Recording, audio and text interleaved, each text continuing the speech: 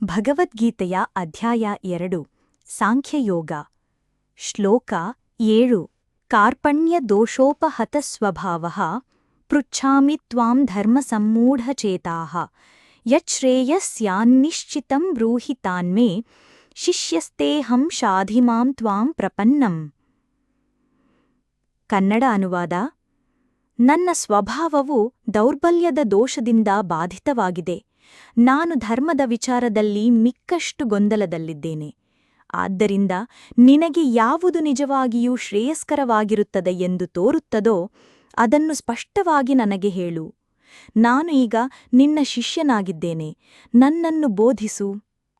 ಅರ್ಥ: ಈ ಶ್ಲೋಕದಲ್ಲಿ ಅರ್ಜುನನು ತನ್ನ ಆತ್ಮವಿಶ್ವಾಸ ಕಳೆದುಕೊಂಡು ಶ್ರೀಕೃಷ್ಣನನ್ನು ತನ್ನ ಗುರುವಂತೆ ಸ್ವೀಕರಿಸುತ್ತಾನೆ.